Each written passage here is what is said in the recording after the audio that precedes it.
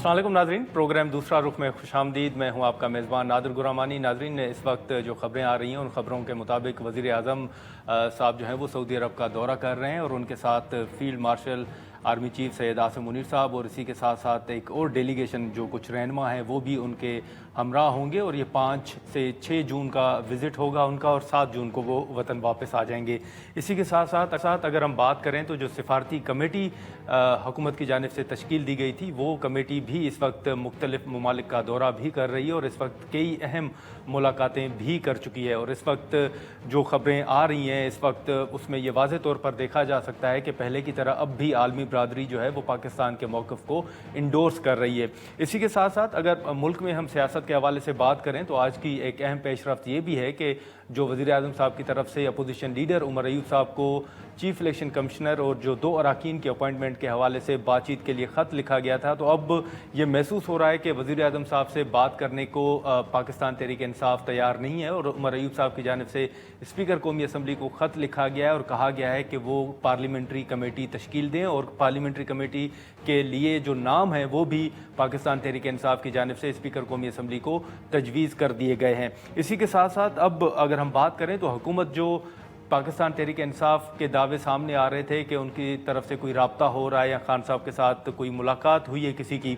उस हवाले से भी तरदीद सामने आ रही है। और इरफान सिद्दीकी साहब के मुताबिक कि इस वक्त किसी ओहदेदार ने इमरान खान साहब के साथ ना मुलाकात की है और ना ही उनको कोई पेशकश की गई है। और अब भी अगर जो तहरीक चलाने जा रही है पीटीआई तो वो तहरीक ना तो कामयाब होगी ना पीटीआई वो तहरीक चला सकती है और इससे मज़ीद पीटीआई के लिए मुश्किलात पैदा होंगी। इन तमाम इशूज़ पर हम गुफ्तगू करेंगे, लेकिन हम का आगाज़ करेंगे जो सिफारती कमेटी इस वक्त अहम मुलाकातें कर रही है और जो आलमी बरादरी का एक रिस्पॉन्स है उस इशू पर हम गुफ्तगू का आगाज़ करेंगे। साबिक वफाकी वज़ीर और सिफारती कमेटी के रुकन खुर्रम दस्तगीर साहब हमारे साथ मौजूद हैं। बहुत शुक्रिया खुर्रम दस्तगीर साहब वक्त निकालने का। सर, सबसे पहले तो सर ये बताइएगा कि इस वक्त आपका विज़िट जो है, आपका दौरा, मुख्तलिफ मुलाकातें, अहम मुलाकातें जो हैं वो उनकी ख़बरें सामने आ रही हैं, कैसा कमेटी का विज़िट जा रहा है, रिस्पॉन्स किस तरह का है सर? जी अल्हम्दुलिल्लाह, पाकिस्तान का जो मौक़िफ़ है उसको बहुत तक़वियत मिली है ये कभी मार्का हक़ के दौरान। जो पाकिस्तान ने जिस तरह अपने आप को कंडक्ट किया है और ये यूनाइटेड नेशंस में भी और अब कल वाशिंगटन में भी हमें सुनने को मिला है कि मुख्तलिफ ममालिक के जो मंदूबीन थे और अब यहाँ वाशिंगटन में मुख्तलिफ जो उनकी कांग्रेस के अरकान हैं, सेनेटर्स हैं, वो पाकिस्तान की एक तो दानिश को सराह रहे हैं कि उसने बड़ी मतानत से ये पूरा जो मार्का हक़ था उसमें बिहेव किया और वो दूसरा पाकिस्तान की जो जिसे हम कहते हैं ट्रांसपेरेंसी, यानी जो इंफॉर्मेशन के मामले में पाकिस्तान ने जो सच्चाई और खुलकर बात की, अस्करी हवाले से भी सफारती हवाले से भी, उसको बहुत पजीर आई मिली है। और ये बात नोट की गई है कि हिंदुस्तान ने पहलगाम वाक़ये का कोई भी ताल्लुक पाकिस्तान से जोड़े बगैर, कोई सबूत दिए बगैर एक इंतहाई संजीदा और एक भयानक जंग जो हो सकती थी उसका आगाज कर दिया। तो हिंदुस्तान की जो गैर जिम्मेदारी है वो भी हमें सुनने को मिल रही है और हमारा जो मौक़िफ़ है उसमें बड़ी तक़वियत है कि हम ये कहते हैं कि हिंदुस्तान ना ही जो वज़ीर आज़म पाकिस्तान ने उनको ऑफ़र की थी कि वो आप कोई गैर जानिबदार इन्वेस्टिगेशन करा लें, उसको भी ना कहता है हिंदुस्तान। फिर कहता है कि जी मैं तो कोई सालसी को भी ना कहता है, फिर वो आपस के जो मुज़ाकरात हैं उसको भी ना कहता है। और अब हमें जैसे अक़वाम मुत्तहिदा में वाज़ेह तौर पर बताया गया कि हिंदुस्तान जो है वो किसी भी तरह की जो कसीरुल मुल्की यानी मल्टीलैटरल डिप्लोमेसी है उसको भी ना कह रहा है। तो ये जो 4 ना वो बार-बार कर रहा है, उसका असर हुआ है वाशिंगटन में भी, दूसरे ममालिक में भी, और पाकिस्तान को इसका बहुत उससे तक़वियत मिल रही। तो खुर्रम दस्तगीर साहब, इस वक्त ये जो सिफारती कमेटी आपके इल्म में है कि सिफारती कमेटी के विज़िट से पहले ही जो भारतीय डेलीगेशन था वो पहले उन्होंने मुलाकातों का सिलसिला एक शुरू कर दिया था। सर, जब आप वहाँ पर पहुँचे थे तो मैं जानना ये चाहूँगा कि जो प्रोपेगेंडा भारत ने किया था तो आपके पहुँचने के वक्त आपके मुताबिक क्या नैरेटिव था और आपकी ब्रीफिंग और पाकिस्तान की जो सिफारती कमेटी है उनकी जानिब से हक़ाइक़ रखने के बाद अब आप क्या नैरेटिव बनता हुआ देख रहे हैं? जी, ये बात बड़ी वाज़ेह है कि हिंदुस्तान खुद भी माज़ी में रह रहा है اور دنیا کو بھی ماضی میں گھسیٹنا چاہتا ہے، اور دنیا اس کے لیے تیار نہیں ہے۔ اور یہ بات بڑی واضح، اور ہم اس کا اعادہ بھی کرتے ہیں کہ یہ آج سے 10 سال پہلے کا پاکستان نہیں ہے، جس کے اوپر بہت الزامات تھے، مغرب کی طرف سے بھی الزامات تھے۔ اب وہ الزامات نہیں ہے، اب وہ تناؤ جو امریکہ کے ساتھ تھا افغانستان کے متعلق، اب امریکہ کو افغانستان سے نکلے 5 سال ہو گئے ہیں، تو وہ بھی ایک ماضی کا حصہ بن گیا۔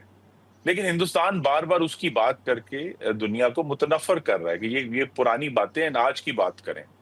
اور دوسرا یہ ہے کہ پاکستان بھی وہ نہیں ہے، پاکستان نے بہت پیش رفت کی ہے، خاص طور پہ 2022 میں جب ہم فاٹف سے نکلے ہیں تو اس کی تیاری میں ہم نے بہت زیادہ دنیا کو واضح ٹرانسپیرنٹلی یہ بتایا کہ اب ہم پاکستان جو ہے وہ مکمل طور پر ایک پرامن ملک ہے، اور پرامن جو ایشوز ہیں اس کو ایڈوکیٹ کرتا ہے۔ تو وہاں ہندوستان کا جو بیانیہ ہے وہ ہم کہیں گے they are trapped in a time warp, وہ پیچھے پھنسے ہوئے ہیں پچھلی دنیا میں، اور دنیا کو بھی پیچھے گھسیٹنا چاہتے ہیں۔ لیکن دنیا ہم سے یہ پوچھ رہی ہے، اور یہ بڑی ایک ہمارے لیے خوشائند بات ہے کہ تقریباً ہر میٹنگ میں ہم سے پوچھا جاتا ہے کہ ہندوستان نے یہ جو پانی والی جو معاہدہ ہے جس کو سسپینڈ کیا ہے، اس کا کیا اثر ہوگا، کتنی جی۔ جلدی وہ نقصان پہنچا سکتے ہیں۔ تو یہ جو انڈس واٹر ٹریٹی ہے اس میں بھی بہت گہرا انٹرسٹ ہمیں دیکھنے کو ملا ہے۔ تو آپ سمجھتے ہیں کہ اس وقت جتنی آپ کی ملاقاتیں ہوئی ہیں ان میں خود عالمی برادری بھی، عالمی جو رہنما ہیں وہ بھی بھارت کے اس اقدامات سے مطلب خوش نہیں ہیں، یا وہ سمجھتے ہیں کہ یہ جو ہے اقدام یہ نامناسب ہے، یہ نہیں ہونا چاہیے تھا انڈس واٹر ٹریٹی کے حوالے سے؟ جی دیکھیے، ہم نے تو جو بڑی ایک فوکس ڈپلومیسی اس وقت ہم کر رہے ہیں، ہم دنیا کو یہ بتا رہے ہیں کہ ہندوستان پاکستان میں دہشت گردی کرواتا ہے، ہندوستان پاکستان میں قتل کرواتا ہے جس طرح اس نے امریکہ اور کینیڈا میں کروائے ہیں۔ ہندوستان نے ٹھیک جو ہے۔ سندھ طاس معاہدہ ہے اس کو معطل کر کے نہ صرف بین الاقوامی قوانین کی خلاف ورزی کی ہے، بلکہ وہ ایک انسانی جرم کا مرتکب ہو رہا ہے کہ اگر آپ 24 کروڑ پاکستانیوں کا پانی روکیں گے تو ایک پوری تہذیب اس سے متاثر ہوگی۔ اور آخری چیز یہ ہے کہ ہندوستان نے اس پہ بھی کچھ انٹرسٹ دیکھنے میں مل رہا ہے، اور میری چونکہ ایک ذمہ داری رہی ہے وزارت دفاع کی بھی، میں بار بار اس کو سامنے رکھ رہا ہوں کہ اگر دنیا نے ہندوستان کا ہاتھ نہ روکا تو پانی کے اوپر خدا نخواستہ ایک جوہری جنگ ہو سکتی ہے، جس قسم کے ہندوستان کی طرف سے نریندر مودی کے بیانات آ رہے ہیں کہ روٹی کھاؤ ورنہ میری گولی تو ہے ہی، یا ان کے جو وزیر دفاع ہیں وہ کہتے ہیں کہ یہ تو ابھی ٹریلر تھا اور ابھی فلم چلانی ہے۔ تو ہر قسم کی جو جنگی جنون ہے، اور یہ بات بھی آپ کے ناظرین کے لیے ایک ضرور اطمینان کا باعث ہونی چاہیے کہ یہ بات اب واضح ہے یونائٹڈ نیشنز میں بھی اور واشنگٹن میں بھی، کہ پاکستان امن چاہ رہا ہے اور ہندوستان جنگ چاہ رہا ہے۔ ٹھیک ہے، لیکن خرم دستگیر صاحب، سر جتنی آپ کی ملاقاتیں ہوئی ہیں، جیسے آپ نے ذکر بھی کیا کہ انہوں نے بھارت کے حوالے سے بات کی کہ وہ شاید آگے نہیں بڑھنا چاہتے ملٹی لیٹرل اس کے حوالے سے، لیکن جتنی آپ کی ملاقاتیں ہوئی ہیں ان ملاقاتوں میں ان رہنماؤں کی جانب سے کیا پاکستان کے حوالے سے بھی کوئی بات کی جا رہی ہے، کوئی ایسا نقطہ جس پر زور دیا جا رہا ہو کہ یہ ہمیں کرنا چاہیے؟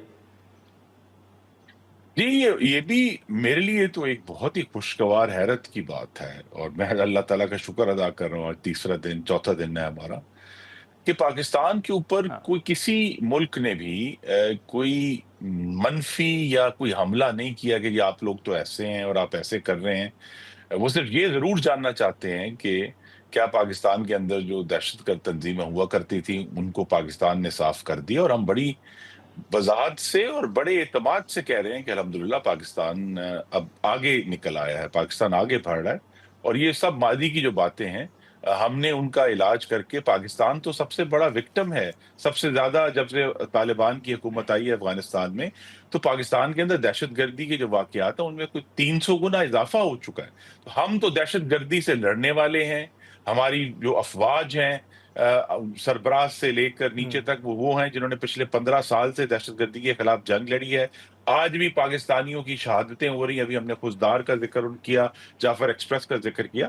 تو دنیا اس بات کو سمجھ رہی ہے کہ پاکستان جو ہے وہ اب ایک زیادہ ذمہ دار اور امن پسند ملک کے طور پہ ابھرا ہے، اور ہندوستان ایک غیر ذمہ دار اور جنگی جنون والے ملک کے طور پر دنیا کے سامنے بے نقاب ہو گئے۔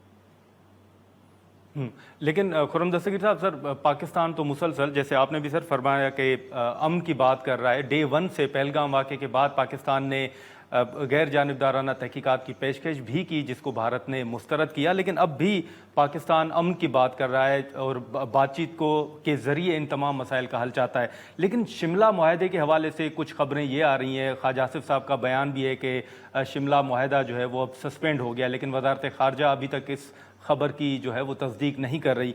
आपको लगता है कि मौजूदा सूरत हाल में पाकिस्तान इस तरफ जा सकता है कि शिमला मुआहदा जो है उसको मनसूख कर दिया जाए? जी, ये बिल्कुल ऑप्शन है, लेकिन ये एक तरजीह नहीं है। इस वक्त पहली तरजीह ये है, जिसके लिए हम यहाँ मौजूद हैं वाशिंगटन में, कि जी। हिंदुस्तान बैनुल-अक़वामी कानून में के अंदर वापस आए, जो वो उसने उसको तोड़ा है। हिंदुस्तान जौहरी हथियारों के इस्तेमाल के हवाले से जिस तरह उसने मिसाइल इस्तेमाल किए हैं, उससे भी वापस आए। और हम वाशिंगटन में यही कह रहे हैं कि वाशिंगटन का चूंकि सबसे करीब तरीन ताल्लुक है हिंदुस्तान से, तो वाशिंगटन ने जी। हिंदुस्तान को कन्विंस करना है कि ये जो आपने इंडस वाटर ट्रीटी के हवाले से, न्यूक्लियर केपेबल मिसाइल्स के हवाले से, बैन अवी कवानीन की और एक बैन अवी जो स्टैंडर्ड्स हैं उनकी एक भयानक खिलाफ वर्जी की है, उसमें हिंदुस्तान को वापस हटना पड़ेगा।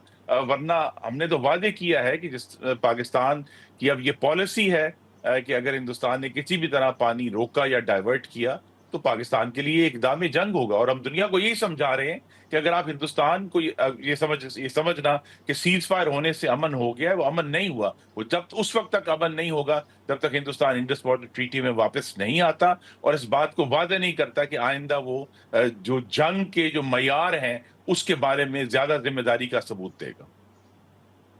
खुर्रम दस्तगीर साहब, सर हम प्रोफेसर डॉक्टर हसन अब्बास साहब की गुफ्तगू सुन रहे थे। उनकी ये तजवीज़ थी कि जैसे भारत ने कमेटी में अपोजिशन रहनुमाओं को शामिल किया, इसी तरह अपोजिशन की जानिब से भी कमेटी में कोई होना चाहिए था, या कोई दिफाई जो एनालिस्ट हैं वो भी होने चाहिए थे। आपने जो कमेटी, जो डेलीगेशन इस वक्त बाहर मौजूद है, आपने कोई ऐसी कमी महसूस की कि वहाँ पर अपोजिशन भी होनी चाहिए थी या दीगर कोई एनालिस्ट भी होने चाहिए थे, एक्सपर्ट? जी, हमें एनालिस्ट की भरपूर एडवाइस हासिल है, लेकिन ये बात भी मैं बड़े आजिज़ी से कहूँगा कि ये जी। महसूस किया जा रहा है कि गालिबन पाकिस्तान की तारीख का सबसे ज़्यादा काबिलियत और महारत रखने वाला वफ़द जो है, वो वज़ीर-ए-आज़म शहबाज शरीफ ने तरतीब देकर भेजा है। और इस वफ़द में सब लोग सोबर हैं, समझने और सोचने वाले हैं। और इसके जो नताइज होंगे इस ट्रिप के, जो अभी-अभी हमें लंदन जाना है और ब्रसेल्स जाना है, उस नताइज से जो पाकिस्तान का नैरेटिव मज़ीद निखरेगा, रिफ़ाइन होगा, वो रिफ़ाइंड नैरेटिव जी। देकर ये स्ट्रिक्टली पार्लिमानी वफ़द नहीं है। तो पार्लिमान के जो वफ़ूद हैं, वो गालिबन अगले 2 माह में भेजे जाएँगे और उनमें ऑपोज़िशन भी शामिल होगी। ओके, लेकिन सर ये भी ज़रा बताइएगा कि कुछ खबरें ये भी आ रही हैं कि भारतीय वफ़द के ख़िलाफ़ वहाँ पर एहतजाज भी हुआ है, उनका रास्ता भी रोका गया है। ऐसी कोई मालूमात आपके इल्म में है खुर्रम साहब? जी, ये मेरे नॉलेज में तो आपने दी है ये बात, लेकिन एक और जो ऑब्जर्वेशन है वो ये है कि हिंदुस्तान इस वक्त जी। बैनुल-अक़वामी कवानीन को तोड़ने की वजह से बैनुल-अक़वामी इदारों से फरार हासिल कर रहा है, वो भाग रहा है। और वो खुलकर सामना नहीं कर सकते कि उन्होंने ये जो मार्का हक वाली जंग थी वो क्यों शुरू की। वो किसी को बताने के और समझाने के काबिल नहीं रहे। और उसकी वजह से जो उनकी साख अल्हम्दुलिल्लाह पाकिस्तान ने अपनी मजबूती और महारत की वजह से उसको नुकसान पहुंचाया है। तो फिर बहुत सारे लोग जो पहले हिंदुस्तान को उसके साइज की वजह से उस पर क्रिटिसाइज नहीं करते थे, उनको मौका मिल रहा है कि वो खुलकर हिंदुस्तान की हकीकत जो है, और जो कि बड़ी भयानक हकीकत है, हिंदुत्व तासुब की हकीकत है, और हुँ। अपनी जो अक़लियतें हैं उनको भयानक रिप्रेस करने की जो है वो एक बहुत वाज़ेह हकीकत है। ये सब हकीकतें चूँकि वाज़ेह हो रही हैं, तो बहुत सारे लोग अब हिंदुस्तान को खुलकर क्रिटिसाइज़ कर रहे हैं, जो इस मार्का हक़ के बाद जो पहले नहीं किया करते थे। लेकिन खुर्रम साहब, आप समझते हैं सर कि वाशिंगटन के इल्म में भी ये है कि डोनाल्ड ट्रंप साहब के इंटरवीन करने के बाद और कश्मीर के हवाले से जो उन्होंने एक ट्वीट किया था उसके बाद खुद भारत के अंदर अब एक कैंपेन जो है वो ट्रंप साहब के खिलाफ भी चल रही है?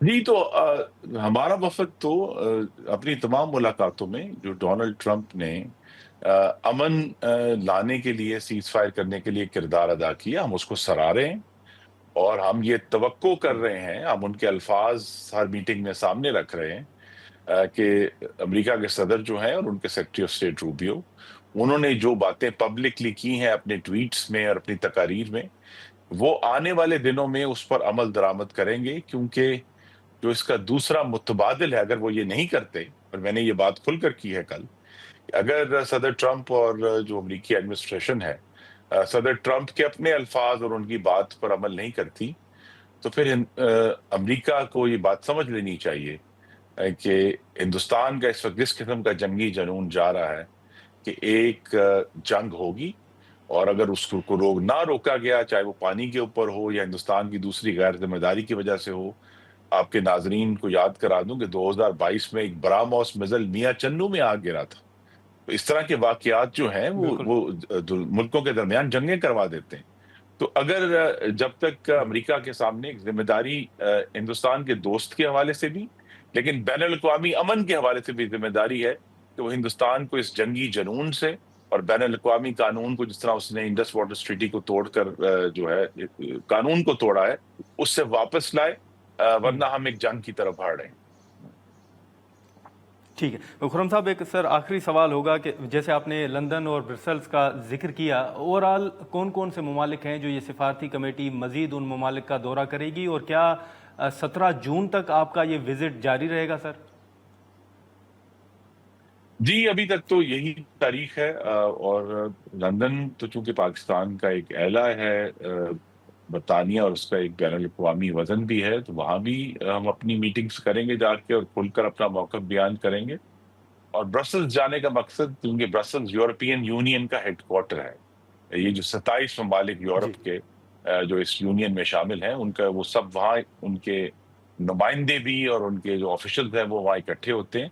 तो ब्रसल्स में भी एक हमारे पास अच्छा मौका है कि एक ही जगह पर हम 27 ममालिक से मुख्तलिफ हवालों से बात कर सकते हैं। तो ये इंशाअल्लाह मैं फिर कहूँगा कि मेरे लिए एक बहुत ही अल्लाह ताला के हज़ूर शुक्र करने की बात है कि वज़ीर-ए-आज़म ने एक बेहतरीन जो पॉसिबल वफ़द था वो तश्कील दिया है, और उसके नताइज जो हैं, आज हमारा चौथा दिन है, अभी आगाज़ होगा उसका, उसके नताइज मुस्बत आना शुरू हो। चलें, ठीक है। खुर्रम दस्तगीर साहब, बहुत शुक्रिया सर वक्त निकालने का। नाज़रीन, खुर्रम दस्तगीर साहब की गुफ्तगू आपने सुनी। उन्होंने वाज़े तौर पर एक तो जो अपोजिशन के हवाले से बात की जा रही थी कि इस वफ़्त में अपोजिशन रहनुमाओं को भी शामिल किया जाता, तो उनके मुताबिक क्योंकि ये एक जो कमेटी है ये एक अहम और अच्छा फ़ैसला था प्राइम मिनिस्टर साहब की जानिब से जो इस वक्त कमेटी तश्कील दी गई है, लेकिन इसी के साथ साथ वो एक दीगर वफूद की भी बात कर रहे हैं जो पार्लियामेंट्री वफूद होंगे, जिसमें अपोजिशन रहनुमाओं को भी शामिल किए जाने का इम्कान है, और वो तकरीबन 2 माह के अंदर तश्कील दे दिए जाएंगे। इसी के साथ साथ उन्होंने ये वाज़े किया कि इस वक्त जितनी भी मुलाकातें हुई हैं उसमें जो रहनुमा हैं, जो आलमी रहनुमा हैं, उनकी जानिब से पाकिस्तान के मौक़िफ़ को इंडोर्स किया जा रहा है, और भारतीय जो इक़दामात हैं उन पर तशवीश का इजहार भी किया जा रहा है। हम यहाँ पर एक शॉर्ट ब्रेक लेते हैं, और ब्रेक के बाद जैसे हमने शुरू में जिक्र किया कि पाकिस्तान के अंदर जो सियासी एक माहौल है, सियासी इस्तेकाम के हवाले से जो बात हो रही है, और जो हुकूमत की जानिब से PTI के ऊपर तनकीद हो रही है कि ना वो तहरीक चला सकते हैं, और अगर वो तहरीक चलाएंगे भी या जो भी इक़दाम करेंगे तो उनके लिए मज़ीद मुश्किलात पैदा होंगे। और इसी के साथ साथ इमरान खान से मुलाकातों के हवाले से भी हुकूमत तरदीद कर रही है। हम यहाँ पर एक शॉर्ट ब्रेक लेंगे, और ब्रेक के बाद तैमूर सलीम झगड़ा साहब हमें ज्वाइन करेंगे। प्रोग्राम में एक बार फिर खुशामदीद। नाज़रीन, सिफारती कमेटी के हवाले से खुर्रम दस्तगीर साहब की गुफ्तगू आपने सुनी। अब जैसे शुरू में हमने जिक्र किया कि मुल्क में इस्तेकाम के हवाले से बातचीत होती है, पाकिस्तान तहरीक इंसाफ एक मौक़िफ़ अपनाती है कि सारे माहौल के दौरान उन्होंने हुकूमत को, रियासत को सपोर्ट किया, और एक बयान ये भी आया था कि अब जो PTI के जायज़ मुतालबात हैं उनको भी एड्रेस किया जाना चाहिए। अब मुलाकातों का एक मामला है अडयाला जेल के बाहर। आपके इल्म में है कि جن رہنماؤں کے نام ہوتے ہیں ان کی ملاقات نہیں ہو پاتی، اور پھر پی ٹی آئی کو ایک گلہ یہ بھی ہوتا ہے کہ جن کے نام نہیں ہوتے وہ خان صاحب کے ساتھ ملاقات کر کے آ جاتے ہیں۔ تیمور سلیم جھگڑا صاحب ہمارے ساتھ موجود ہیں، منی ایشوز پر ان سے گفتگو کرتے ہیں۔ جھگڑا صاحب بہت شکریہ وقت نکالنے کا۔ یہ تقریباً آپ دیکھ لیں تو جب سے خان صاحب اندر ہیں ملاقاتوں کا معاملہ اور اس پر آپ کے تحفظات ابھی بھی برقرار ہیں، آج بھی شاید آپ کا بھی نام تھا، آپ لوگ گئے، کیا کنوے کیا گیا ہے؟ عدالتی احکامات کے باوجود یہ تاثر درست ہے کہ آپ کو ملاقات نہیں کرنے دی جا رہی؟ دیکھیں میرے خیال میں یہی جو سچویشن ہے نا، آپ کو جو ہے وہ پاکستان کی ایکچوئل جو صورتحال ہے لاقانونیت کی، وہ آپ کو بتا دیتی ہے، اور یہ بھی آپ کو بتا دیتی ہے کہ عوام کا جو ہے وہ ریاست پہ کتنا ٹرسٹ ہونا چاہیے یا نہیں ہونا چاہیے۔ 2 بار میری ملاقات ہوئی، ایک بار الیکشن کے بعد اور ایک بار جولائی میں۔ اس کے بعد میرے خیال میں جنوری میں تقریباً 5 ہفتے خان صاحب نے بلایا۔ 5 ہفتے جو ہے وہ ہر ہفتے ایک روٹین بن گیا، اڈیالہ کا سارا روٹ بھی رٹ گیا، اس وقت وہ سڑک بھی جو ہے وہ خراب تھی، جاتے تھے، ٹائم گزارتے تھے، آتے تھے اڈیالہ جیل کے انٹری پہ۔ آج دوبارہ خان صاحب نے بلایا تھا، بلکہ میرے ساتھ جو کچھ اور کے پی کی لیڈرشپ تھی جو میرے ساتھ ابھی جو خبریں آ رہی ہیں کہ گنڈا پور صاحب کی ملاقات ہو گئی اور وہ ملاقات کر کے باہر آ گئے ہیں۔ اچھا، ان کا مجھے نہیں پتا، میں آپ کو بتا دیتا ہوں، گنڈا پور صاحب ٹپکلی اس چینل سے نہیں جاتے جو خان صاحب 6 نام دیتے ہیں، چیف منسٹر ہیں صوبے کے، لیکن میں آپ کو یہ بتا دیتا ہوں، میں تھا، عاطف خان صاحب تھے، اسپیکر بابر سلیم سواتی تھے، ہمارے صوبائی صدر تھے جنید اکبر صاحب، اور ہمارے فارمر ایم این اے تھے گل ظفر صاحب باجوڑ کے، ٹھیک ہے۔ تو آج تو پہلے ہم ایک طرف گئے جو نارمل راستہ ہے جہاں سے سی ایم صاحب بھی آتے ہیں، باقی آتے ہیں، وہاں پہ پولیس اڈیالہ جیل سے کوئی 2 کلومیٹر دور انہوں نے ناکہ لگایا تھا، پھر کہہ رہے تھے کہ آگے ایک اور ناکہ ہے، پھر کچھ دیر بعد انہوں نے کہا کہ آپ دوسرے سائیڈ سے چلے جائیں۔ تو یہ جنوبی سائیڈ ہے اڈیالہ روڈ کا، شمالی سائیڈ پہ گئے، وہاں بھی 2 کلومیٹر دور ناکہ لگا ہوا ہے، ٹرکس جو ہیں وہ 2 روڈ کو بلاک کرنے کے لیے، پولیس والے آپ کو کہتے ہیں کہ ہم جو ہے وہ نام سوچتے ہیں، یہ ایک پبلک سڑک ہے، یہ نہ تو اڈیالہ جیل میں کسی کو یہ حق ہونا چاہیے کہ ایک اگر قانونی ملاقات ہے کسی کی بھی تو وہ روک دیں، اس سے 2 کلومیٹر دور پبلک سڑک کو بلاک کرنا، وہاں لوگوں کو ڈھونڈنا، کوئی چارج نہیں ہے، آپ ملاقات نہیں کر سکتے، ہم پوچھ رہے ہیں، پھر اینڈ میں وہ وہی پولیس والوں کے شرم سے جو شکلیں ہوتی ہیں وہ لٹک رہی ہوتی ہیں۔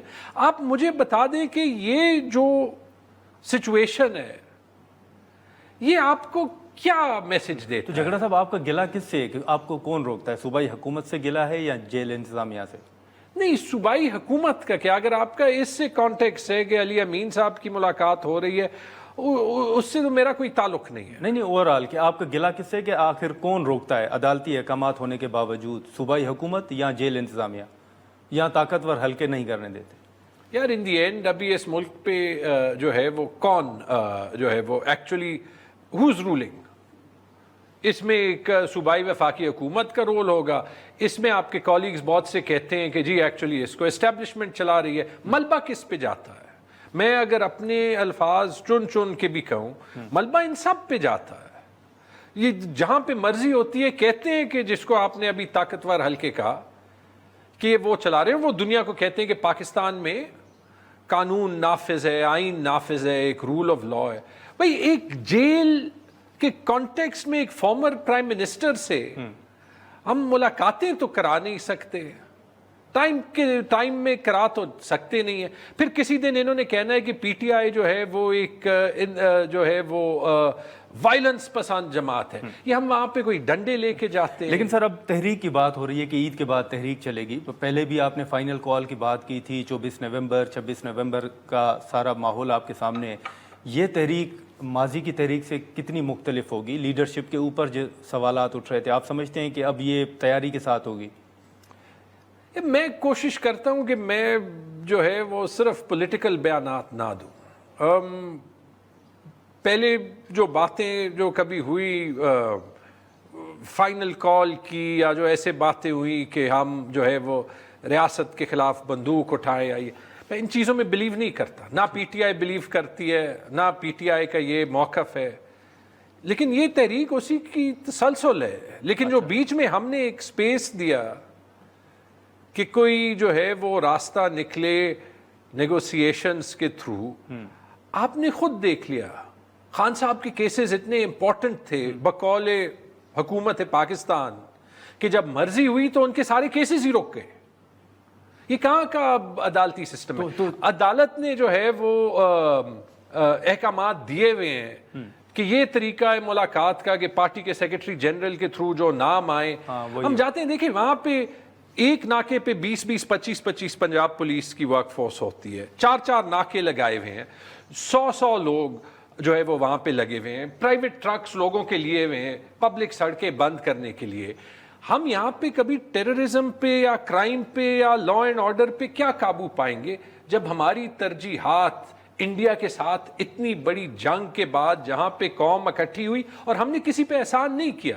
ہمارا ملک ہے جو ہم پہ الزام لگتا تھا اسی حکومت سے جو کہ ایک منتخب حکومت بھی نہیں ہے کہ جی یہ دیکھیں یہ یہاں پہ ٹریٹرز ہیں، یہ یہاں پہ ٹریٹرز ہیں، بغیر کچھ پوچھے بغیر کچھ کہے when it was time to stand behind the army and behind the country ہم ان کے پیچھے کھڑے. ناظرین یہاں پر ایک شارٹ بریک لیتے ہیں اور بریک کے بعد یہیں سے گفتگو کو آگے بڑھاتے ہیں. پروگرام میں ایک بار پھر خوش آمدید. آپ کو کیا لگتا ہے کہ یہ جو تحریک میں تھوڑی بہت تاخیر ہوئی ہے، کیا یہ حقیقت ہے کہ بیچ میں خان صاحب کو ریچ آؤٹ کیا گیا تھا، کوئی ملاقات ہوئی تھی، اس وجہ سے ہی آپ بھی تھوڑے ریلیکس تھے، کمفرٹیبل تھے، اور اب کیونکہ یہ معاملہ آگے نہیں بڑھ سکا تو اب آپ تحریک کی طرف جا رہے ہیں کیونکہ حکومت تو تردید کر رہی ہے کہ خان صاحب کے ساتھ کسی نے ملاقات نہیں کی اور نہ ہی ہم نے کوئی آفر کی. عمران خان بھی تردید کر رہے ہیں. یہ بات نہیں ہے میرے خیال میں. 3-4 باتیں ہیں. میرے خیال میں سب سے ضروری بات تو شاید یہ ہے کہ میرے خیال میں یہ نظام افورڈ ہی نہیں کر سکتا. یہ دوسروں کو تو بھاشن دے سکتا ہے لیکن خود یہ افورڈ نہیں کر سکتا کہ 2024 کے الیکشن کا کوئی آڈٹ ہو یا سچائی سامنے آئے. سچائی سامنے ہے، آفیشلی نہیں سامنے لا سکتے. یہ خود افورڈ نہیں کر سکتا کہ 26 نومبر کو جو ہوا ہے سچائی سامنے لائے. یہ مریم نواز شریف کا بیان ہے کہ انڈیا نے جنگ کی ہے لیکن اس سے زیادہ ظلم پی ٹی آئی نے 9 مئی کو کیا ہے. یہ بھی افورڈ نہیں کر سکتا کہ 9 مئی جیسے واقعے پہ ایک انڈیپینڈنٹ تحقیق ہو. یہ بھی افورڈ نہیں کر سکتا کہ ہمارا جو جوڈیشل نظام ہے وہ ایک آزاد جوڈیشری کی طرح چلے. یہ بھی افورڈ نہیں کر سکتا کہ جو ہماری بیوروکریسی ہے، اور اس میں میں سول بیوروکریسی اور پولیس کا نام لیتا ہوں، مجھے ترس آتا ہے ان لوگوں کی شکل دیکھ کے کہ آپ تنخواہ لیتے ہوئے آپ کا کام ہے جنا کا. قائد اعظم کا کال ہے جنا ہاؤس کے ایونٹس پہ کتنا زیادہ جنا کا نام استعمال کیا گیا نا. تو جو جنا کا کال ہے کہ کوئی سول سرونٹ کا کام یہ نہیں ہے، کوئی سرکاری نوکر کا کام یہ نہیں ہے کہ وہ کسی ایک پارٹی یا دوسری پارٹی کی طرفداری کرے. یہاں پہ یہ سڑک بند کر رہے ہیں پبلک کے لیے بھی. کیونکہ پی ٹی آئی کے 4-5 لیڈرز کو جو ہے وہ وہاں پہ عمران خان سے قانونی ملاقات کرنے کے لیے روکنا ہے. تو اصل وجہ تو یہ ہے کہ جب ریاست جو ہے وہ اپنے سٹیزنز پہ گولی چلاتی ہے اور پھر انکاری ہو جاتی ہے کہ ہم نے گولی چلائی بھی نہیں ہے، ہمارے ورکرز ہیں، ہمارے سٹیزنز ہیں، کچھ تو ہم نے سوچنا ہے. ہاں یہ بات بھی سچ ہے ہماری اندر ان فائٹنگ ہوئی ہے، ہماری اندر مسٹرسٹ ہے، اس کو میں ڈینائی نہیں کر سکتا، لیکن یہ چیزیں تحریکوں میں ہوتی ہے. اگر آپ یہ کہہ سکے کہ عمران خان کا 1% بھی نہیں 0.1% بھی سپورٹ کم ہوا ہو تو پھر آپ کہہ سکتے ہیں کہ جو حکومت کہہ رہی ہے ٹھیک ہے. اور اس کا میں آپ کو ثبوت دیتا ہوں کہ یہ کم نہیں ہو. اس کا ثبوت یہی ہے کہ آج بھی یہ لوگ ڈرتے ہیں عمران خان سے کوئی جا کے آزادانہ طریقے سے بات کریں. تو آپ سمجھتے ہیں کہ جو خان صاحب بات کر رہے ہیں کہ کچھ رہنما ایسے بھی ہیں جو وکٹ کے دونوں طرف کھیل رہے ہیں، یہ حقیقت ہے؟ یہ صوبائی چیپٹر میں آپ دیکھ رہے ہیں یا وفاق میں؟ نہیں، میں اپنے کولیگز پہ بات نہیں کرتا، لیکن یہ جو 2 سال تقریباً گزرے اس میں جو میں نے خود اپنے ساتھ ہوتے ہوئے دیکھا ہے، میرے الیکشن کے رزلٹ کا آپ کو پتہ ہے کس طریقے سے فارم 45 پہ اوور رائٹنگ جو ہے وہ ہوئی ہے، وہ آپ کو پتہ ہے. ابھی میرے کچھ کولیگز ہیں اسمبلی کے، انہوں نے کہا کہ جو میرے مخالف ہیں وہ جا کے وہاں اسمبلی میں انفارملی مانتے ہیں کہ مجھے صرف 1600 ووٹ ملے تو جس نے مجھے سیٹ جتوائی ہے مجھے تو ان کی جو ہے وہ وفاداری کرنی ہے نا. ٹھیک ہے، تو جو میرے ساتھ ہوا مسئلہ یہ ہے کہ یہ ریاست لگتا ہے کہ مانگتی ہی یہ ہے کہ جو سیاستدان ہو وہ بھی نوکر ہو, کہ وہ بھی جو ہے وہ آپ کو اس طریقے سے پیش آئے کہ وہ جو آپ کہیں وہ کرے. جب وہ آپ کو کہے کہ بیٹنگ کرو تو بیٹنگ کرو, جب وہ آپ کو کہے کہ بولنگ کرو تو بولنگ کرو. لیکن اس کی قیمت پاکستان نے ادا کی ہے, اور اس کی قیمت پاکستان ادا کرے گا. آپ نے دیکھا, میں آپ کے پروگرام پہ کافی ٹائم بعد آ رہا ہوں. میں نے پچھلے 1.5-2 مہینے میں تقریباً ٹی وی نہیں کی. میں باہر گیا تھا, امریکہ میں تھا کچھ پرسنل بزنس پہ. لیکن ایک بات ہے کہ مجھے جو ہے وہ چپ رہنا پسند ہے, لیکن اپنے اصولی موقف سے ہلنا وہ نہیں پسند. ہم اگر سیاست کرتے ہیں یا ہمیں اگر سیاست کرنی ہے تو وہ ایکچولی قوم کو تبدیل کرنے کے لیے کرنی چاہیے نا, اور یہی عمران خان کا مشن ہے. نہیں, لیکن سر اب حکومت تو کہہ رہی ہے نا کہ اب اگر آپ تحریک چلائیں گے بھی تو کوئی نتائج حاصل نہیں ہوں گے, بلکہ آپ کے لیے مزید مشکلات پیدا ہوں گی. ساتھ میں عرفان صدیقی صاحب یہ بھی کہہ رہے ہیں کہ آپ اتنے مایوس ہیں یا مایوسی کا شکار ہیں کہ ہو سکتا ہے آپ BLA کے ساتھ بھی گٹھ جوڑ کر لیں, اور وہ یہ بھی کہتے ہیں کہ آپ لوگ نہیں نکال سکتے, اسی وجہ سے آپ کو مارنگ بلوچ صاحبہ کا سہارا لینا پڑ رہا ہے. 2-3 باتیں. BLA ایک ٹیررسٹ جماعت ہے. BLA سے جو ہے ایک مین سٹریم پارٹی جو ہے جی, اس میں PTI جو ہے وہ پاکستان کی سب سے بڑی پارٹی ہے, کبھی کوئی انگیجمنٹ نہیں کر سکتی.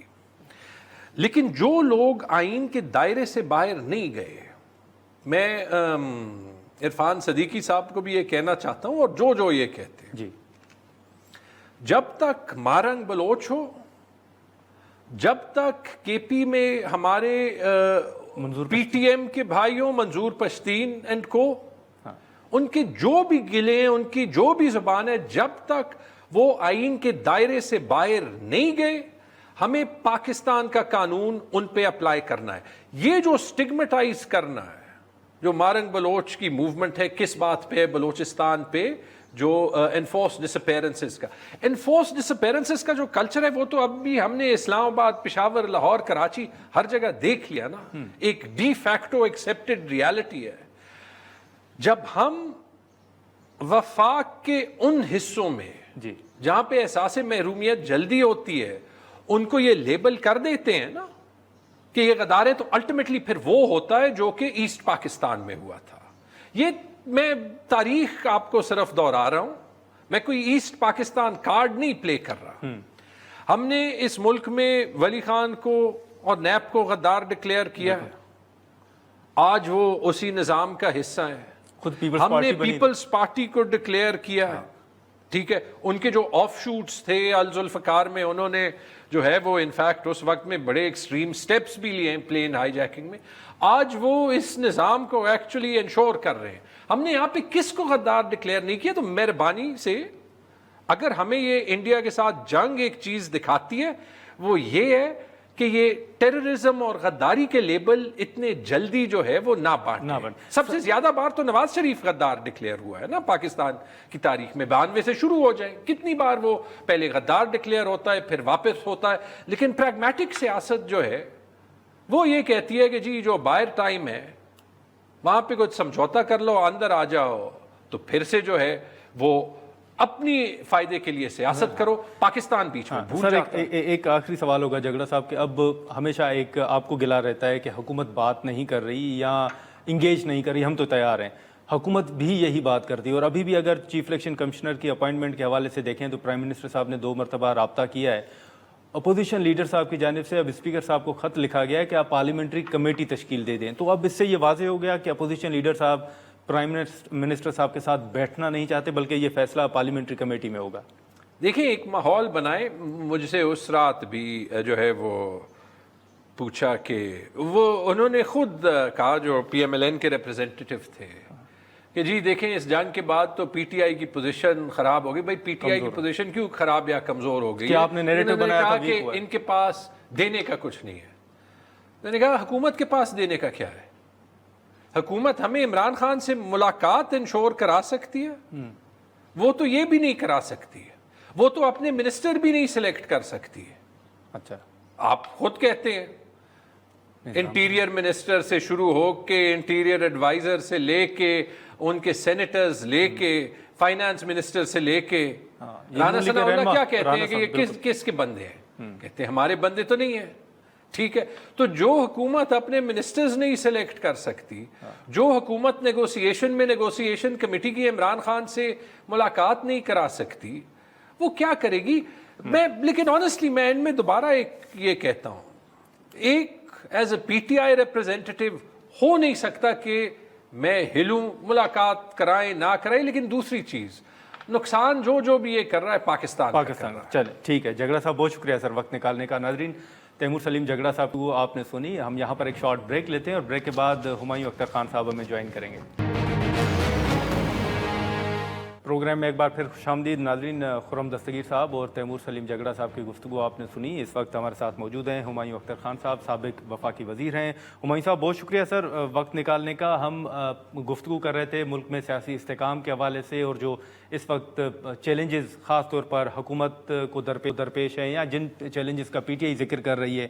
اب اس وقت سر اگر آپ دیکھیں تو پرائم منسٹر صاحب چیف الیکشن کمشنر کی اپوائنٹمنٹ کے حوالے سے بات کر رہے ہیں, لیکن پی ٹی آئی چاہ رہی ہے کہ ان سے بات نہ ہو اور پارلیمنٹری کمیٹی میں یہ فیصلہ ہو. اور اسی کے ساتھ ساتھ حکومت چاہ رہی ہے کہ سیاستدانوں کے ساتھ بات کریں اور پی ٹی آئی کا یہ موقف ہے کہ اسٹیبلشمنٹ کے ساتھ بات ہونی چاہیے. تو آپ کی نظر میں سر کون کہاں پر کیا غلطی دہرا رہا ہے؟ جیسے ہمیشہ کہا جاتا ہے کہ سیاستدانوں نے ماضی کی غلطیوں سے نہیں سیکھا.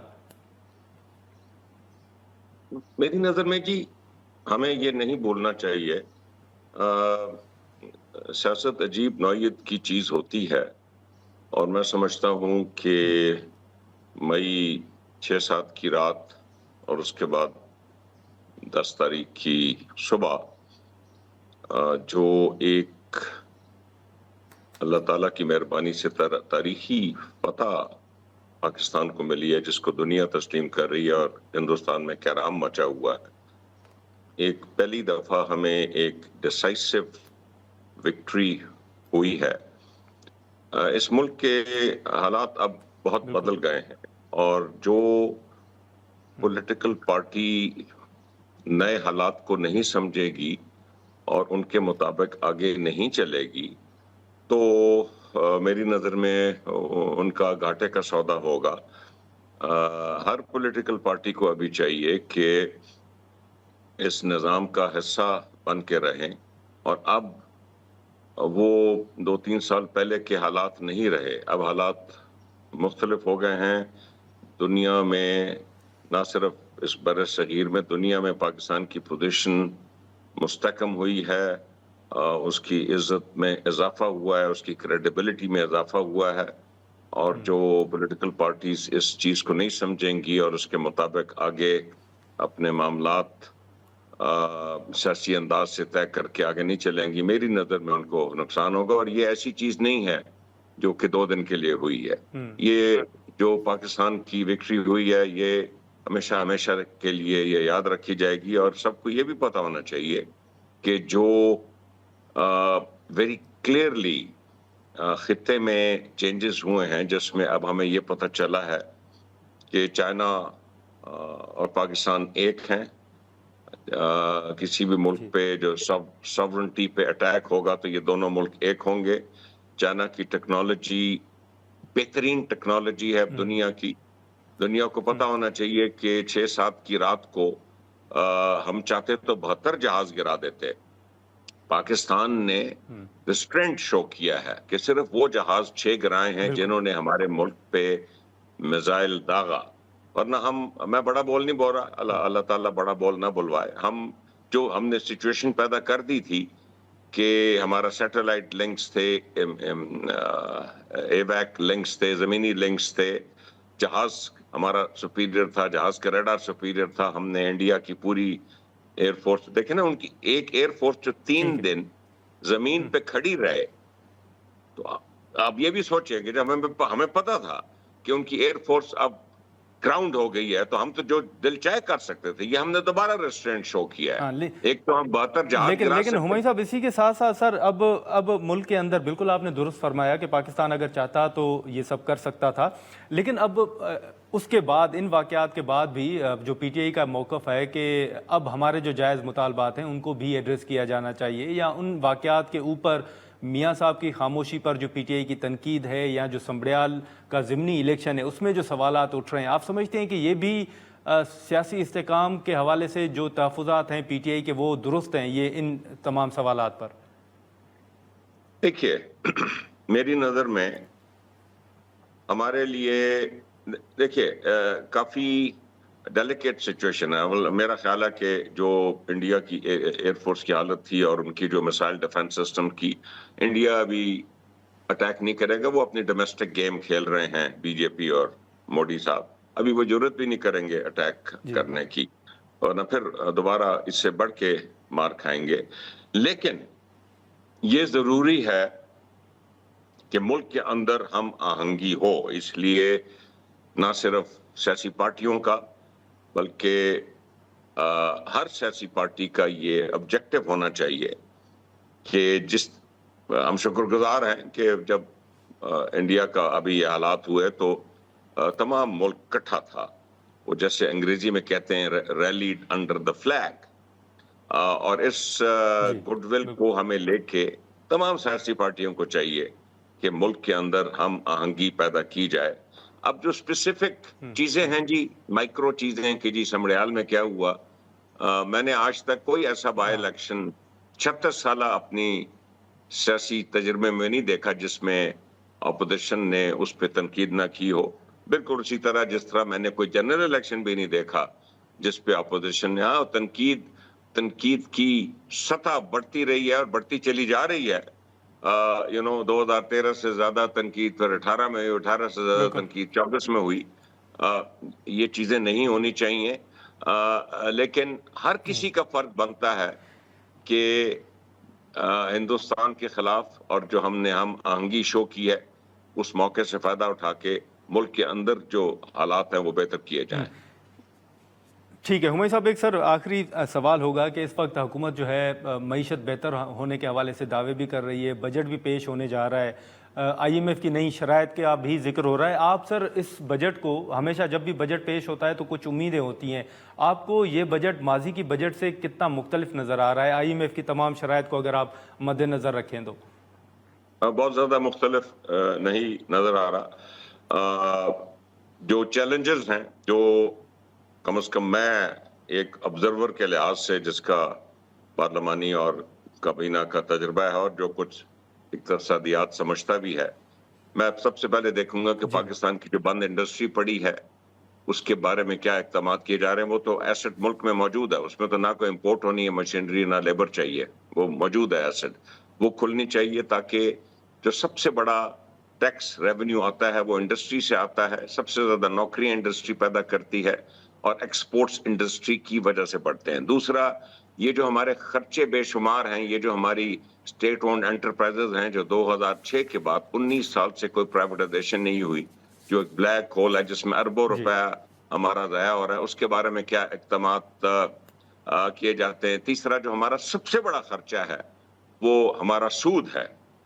ایسے کیا اقدامات کیے جاتے ہیں ڈیٹ ریسٹرکچرنگ کے مد میں کہ وہ ہمارا سود کم ہو. اور جو طبقات 78 سال سے کوئی ٹیکس نہیں ادا کر رہے، جو مڈل مین ہے سروس سیکٹر میں، اور جو مڈل مین ہے یہ جو ہمارے مل اونرز ہیں ان سے زیادہ امیر ہیں، ٹیکس ہی کوئی نہیں دیتے، یا جو طبقات ابھی تک ٹیکس نہیں ادا کر رہے اس ملک میں، ان کے بارے میں کیا اقدامات کیے جاتے ہیں. اور کسان جو پچھلی 2 فصلیں، گندم کی فصل بڑی اہم فصل ہے پاکستان میں، کسان جو 2 فصلوں میں رڑ گئے ہیں، خرچے پورے نہیں ہو رہے، فاقوں کی نوبت آ گئی ہے، ان کے لیے کیا اقدامات اٹھائے جاتے ہیں. میں تو یہ چیزیں دیکھوں گا جی. چلیں ٹھیک ہے ہمایوں صاحب، بہت شکریہ وقت نکالنے کا. ناظرین، خرم دستگیر صاحب، تیمور سلیم جھگڑا صاحب اور ہمایوں اختر خان صاحب کی گفتگو آپ نے سنی. آج کے پروگرام میں اتنا ہی، اجازت دیجیے، اللہ حافظ.